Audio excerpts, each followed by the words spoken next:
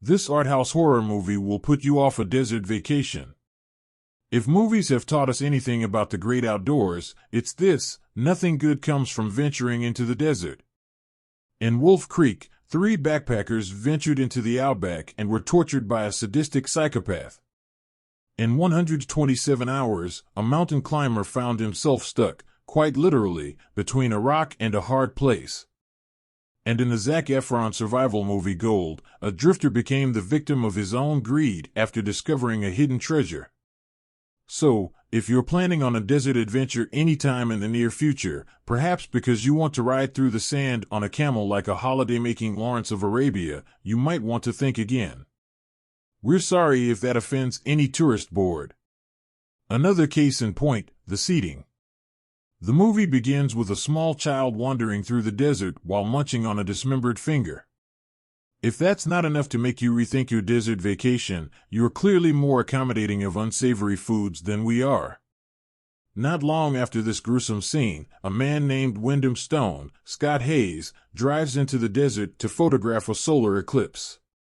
After snapping away with an actual camera, sorry smartphone fans, he meets a different kid wandering through the area alone.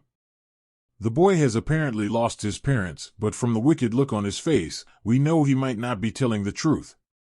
After becoming separated from the boy and getting lost himself, Wyndham meets a woman named Elena, Kate Lynn Shield, who lives in a shack at the bottom of a canyon. She's not very talkative, but she still appears friendly, unlike the pack of boys who are roaming freely around the desert. Elena refers to these children as strays, and as Wyndham discovers, these are not kids looking for a possible savior, as was the case for the orphaned youngsters at the heart of Mad Max Beyond Thunderdome. Rather, they are a sadistic bunch who have no willingness to let Wyndham escape from the desert he has wandered into. Music video director Barnaby Clay's second feature is not for the faint of heart. It's full of sinister imagery and hallucinatory moments that add to the eerie atmosphere created by the movie's nightmarish scenes of horror.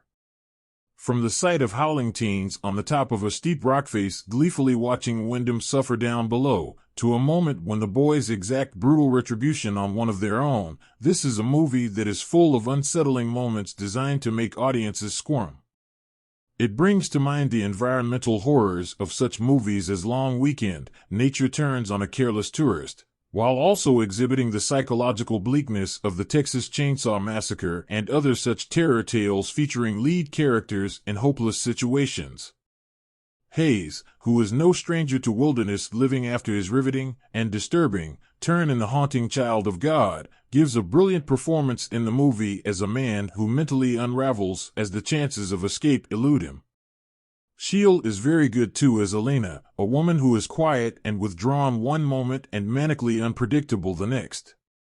As the movie progresses, we learn that Elena has lived in the desert her entire life, bereft of the things many of us take for granted. We eventually learn of her connection to the boys, a plot point that might not surprise you, and the reason why she is so accepting of Wyndham when he stumbles into her home. There will be no spoilers here. The seating isn't particularly scary, but it is foreboding, more so when cinematographer Robert Lightsell captures the tiny figure of Wyndham against the looming canyon walls that surround him. Lightsell effortlessly captures the feeling of hopelessness and isolation that Wyndham experiences, and it's his photography that elevates the tension that builds up throughout the film.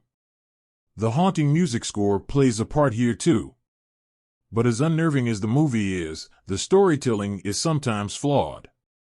For one thing, the movie occasionally jumps ahead in time, which is frustrating as chunks of the story are left unexplored. The movie also hints at a wider mythology, something else that doesn't get a lot of screen time.